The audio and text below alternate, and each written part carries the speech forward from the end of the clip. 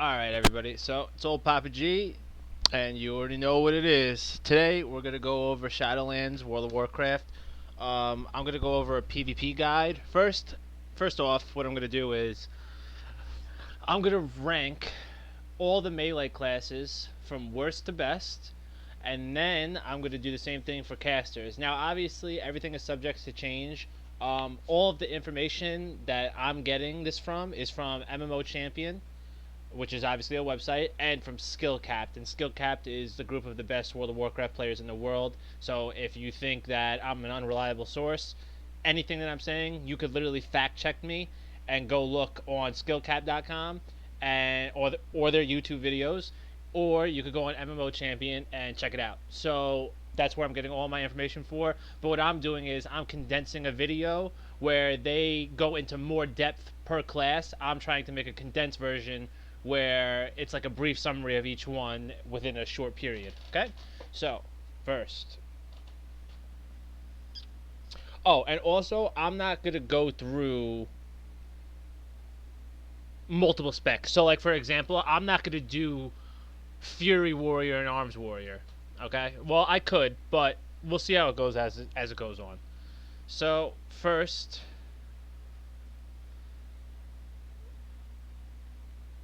I'll only do that when it's actually, like, relevant.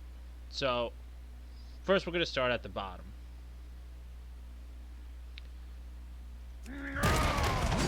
It's Fury Warrior on the bottom. Fury Warrior just isn't reliable. When it comes to just picking between the two, Arms is the way to go. This is why I didn't want to do this, because if you're looking at multiple specs, it changes everything. So, actually, what I'm going to do is, unless it's relevant, I'm going to just not do it like that. So, here we go. So, first up, Enhancement Shaman.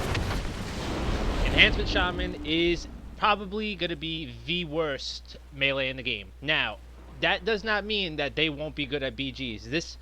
This guide, review, whatever you want to call it, is strictly based on arena comps.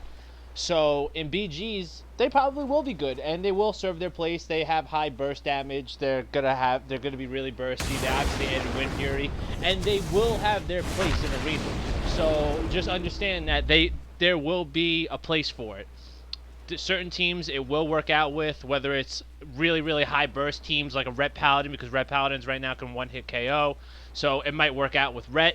It might work out with Sub Rogue. It will have its place. But in terms of how many comps it could work with, in terms of utility, survivability, it's definitely at the bottom of the list. Now, the next one, and it's going to be shocking to most people,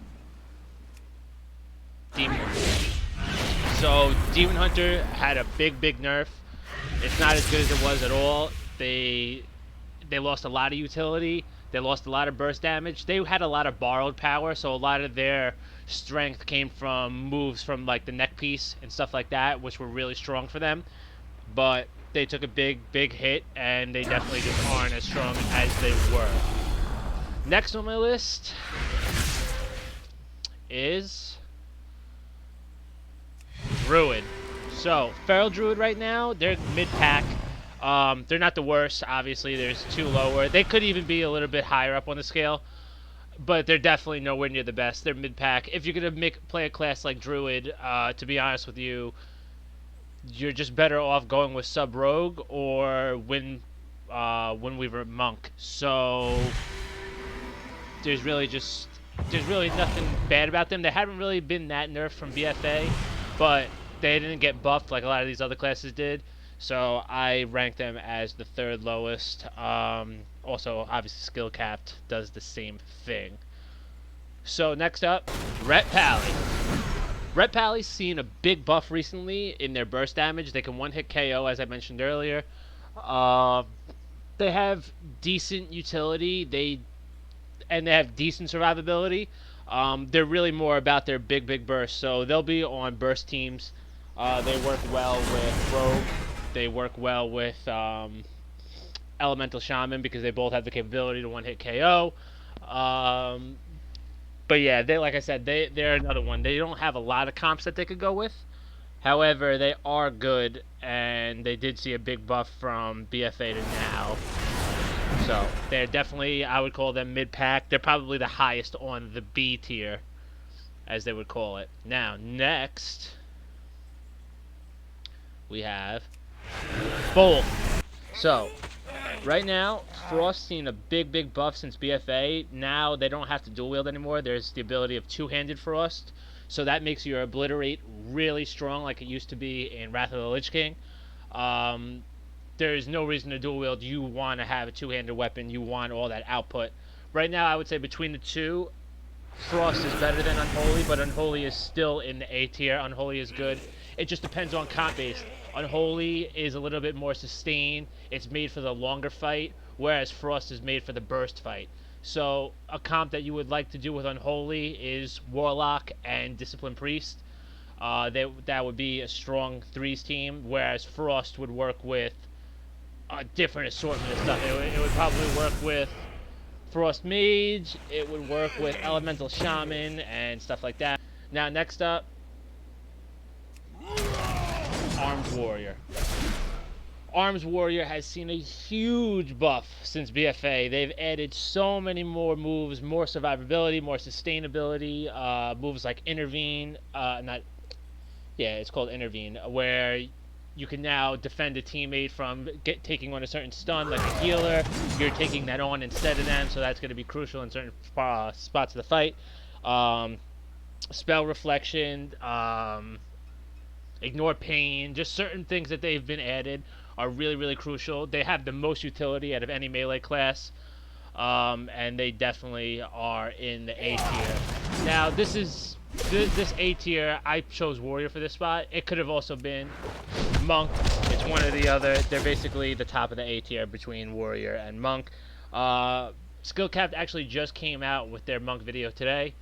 Windwalker is going to definitely be A tier again. I mean, they've seen a little bit of a nerf since BFA, but they definitely are still top tier.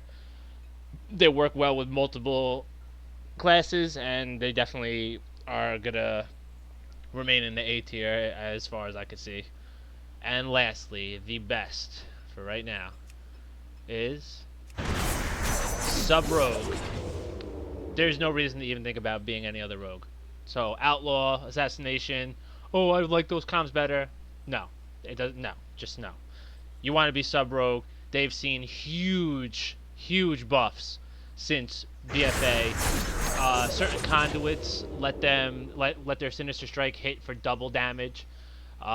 They've seen so much increase in survivability, and they have obviously the most CC in terms of stuns and keeping the enemy held down with Kidney Shot and all their other stuns. Obviously, they could keep someone in place for a long time. They could pop in and out of stealth better than anything. I mean, in and out of combat because they're stealth moves, and they definitely are the best melee class that you can be. So, now that we've just went over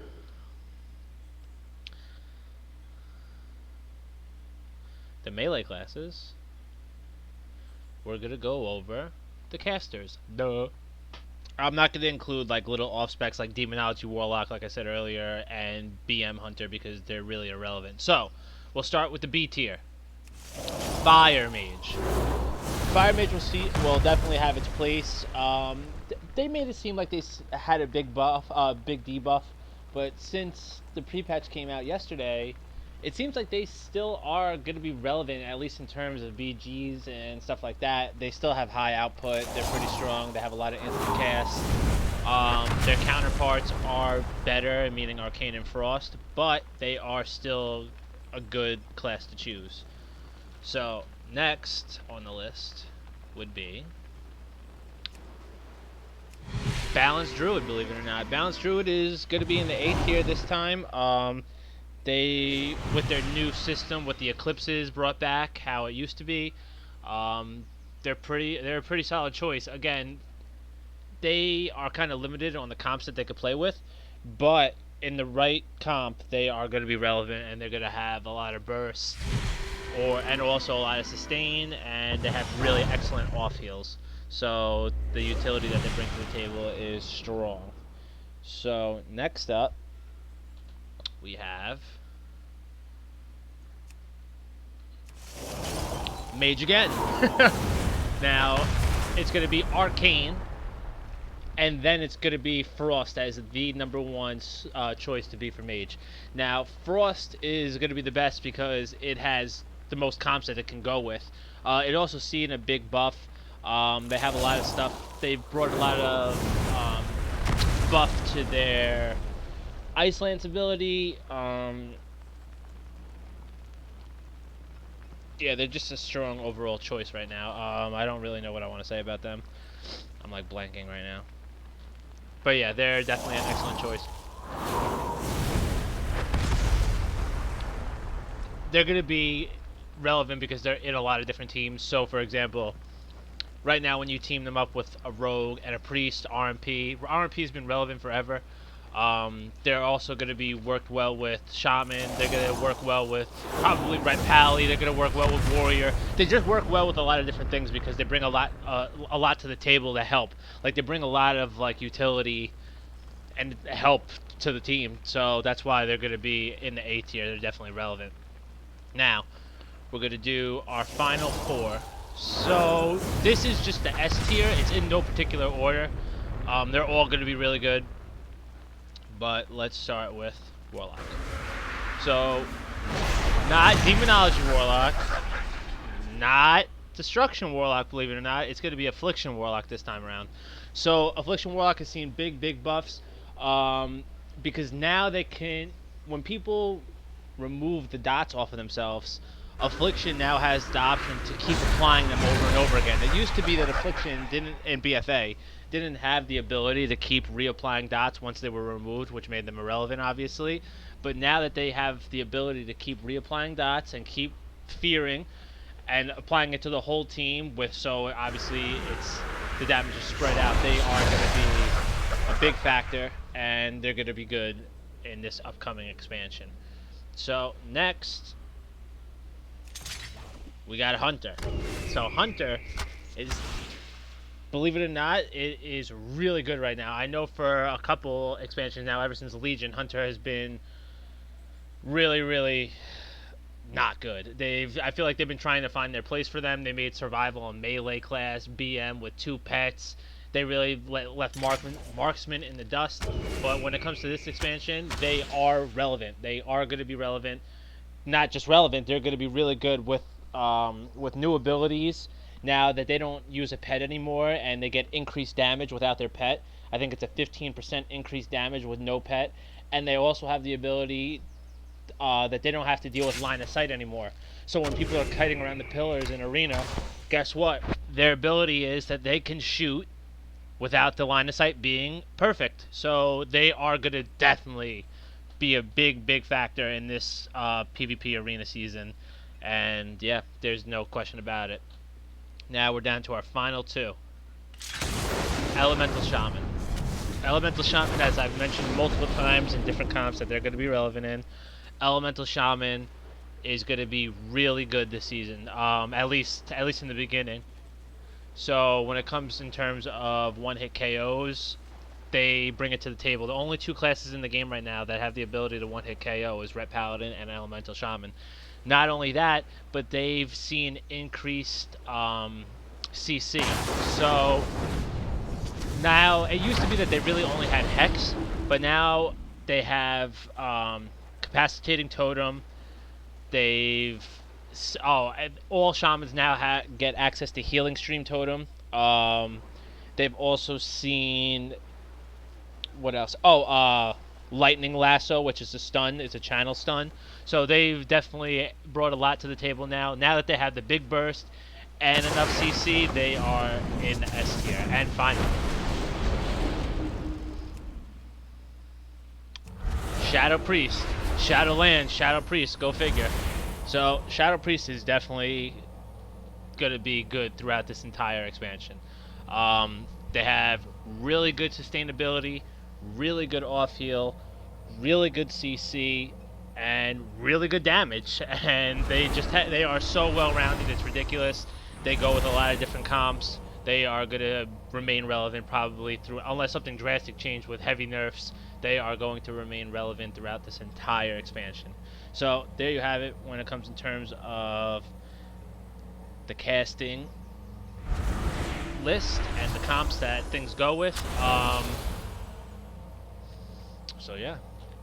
Oh, I also wanted to go over the races that you should be. So, I'm just going to be honest here. We're going to break it down real easily.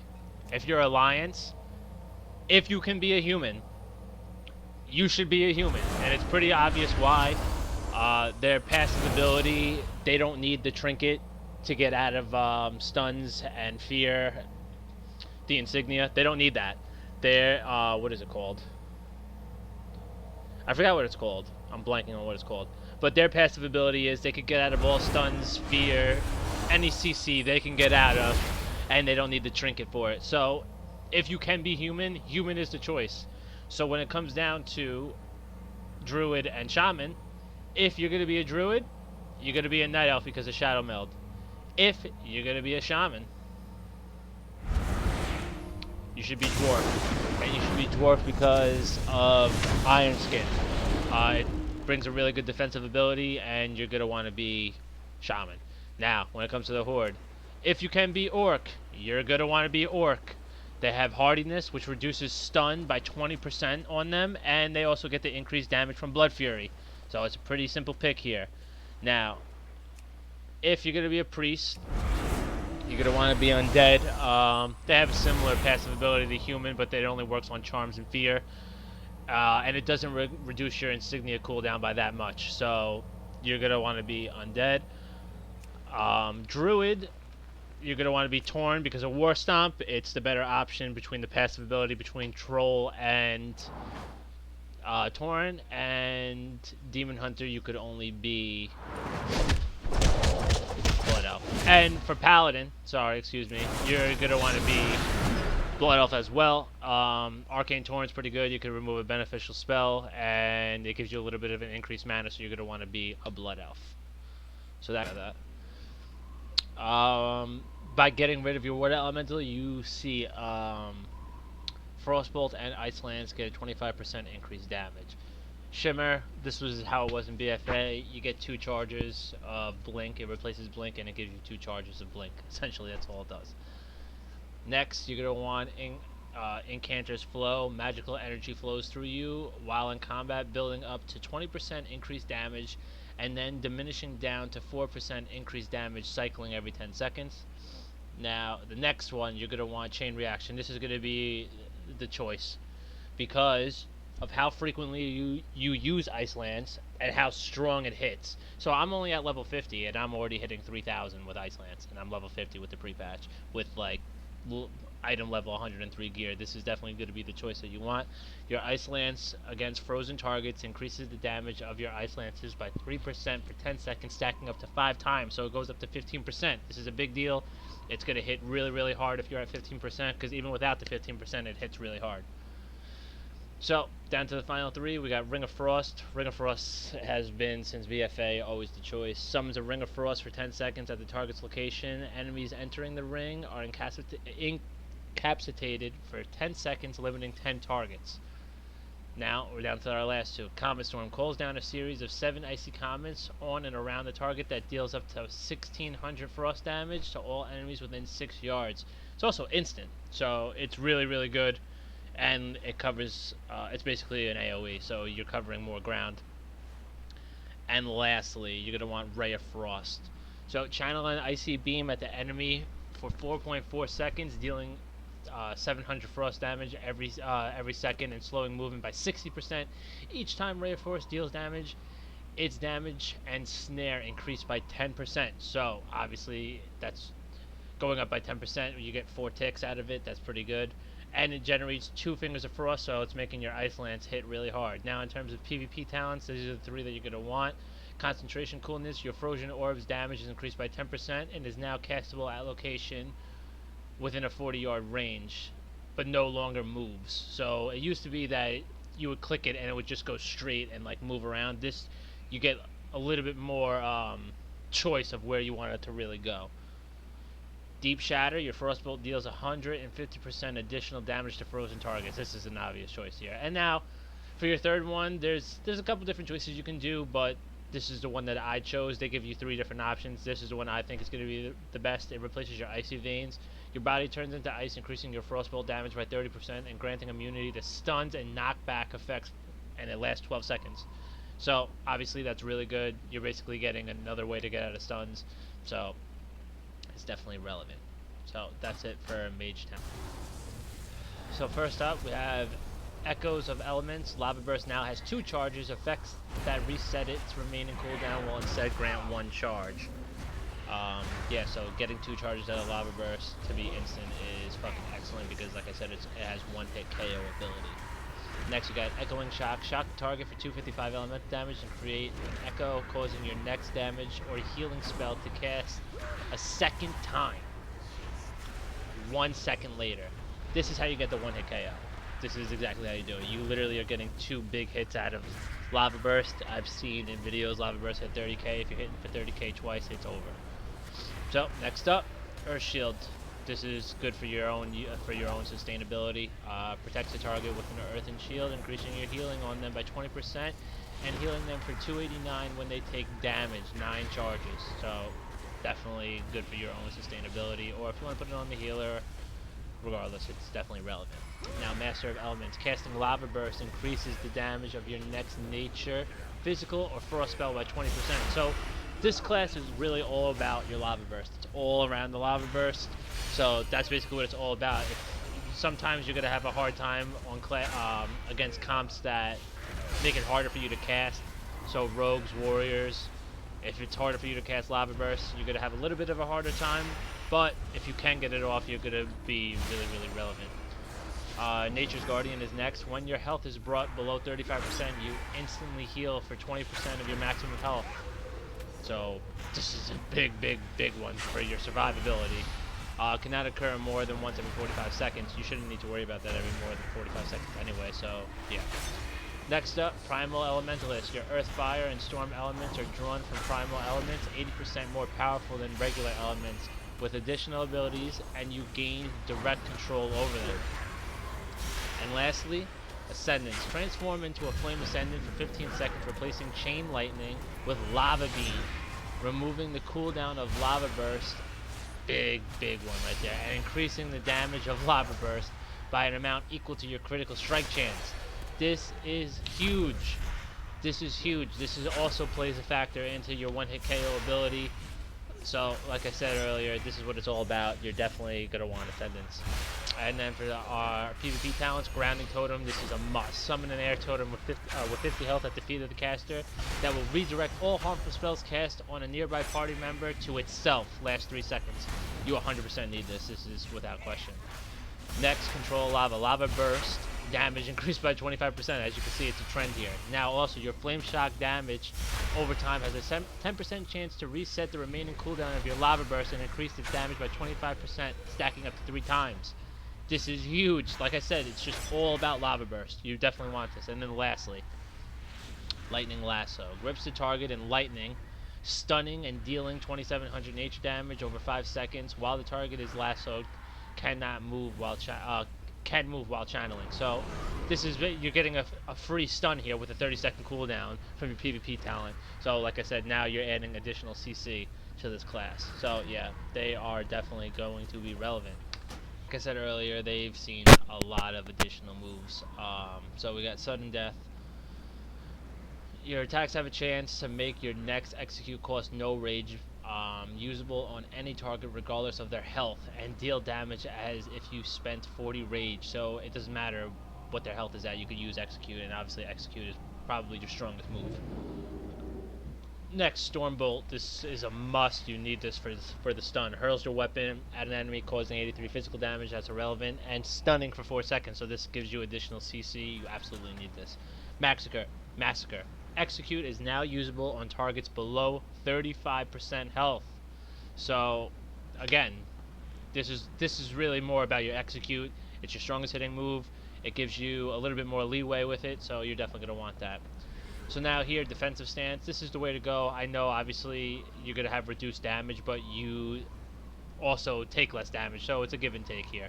Defensive stance. A defensive combat state that reduces all damage you take by 20% and all damage you deal by 10%.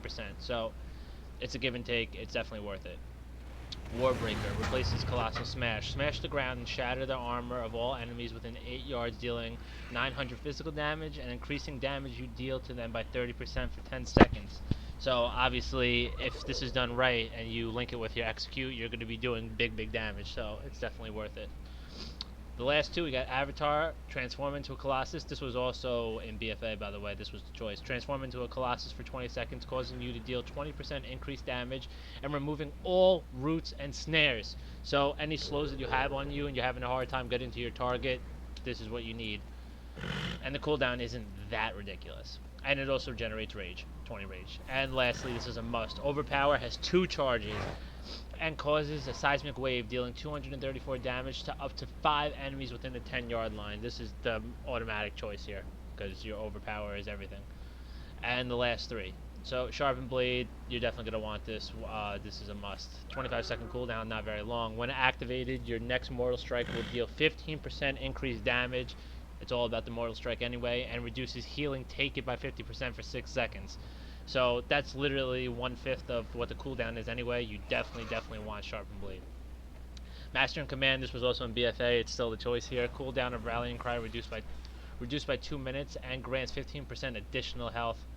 You definitely want this. It's going to go together with your Intervene and your Spell Reflection. You're going to Intervene and then you could do Rallying Cry next to the target and you get the increased health. And lastly, Storm of Destruction reduces the cooldown of Blade Storm by 33%. This is a no-brainer. I mean, getting this reduced is what you really want. I just hit 200k on that little beetle right there, that poor beetle. But yeah, you definitely want that reduced by 33%, which means that it's really, what would it be?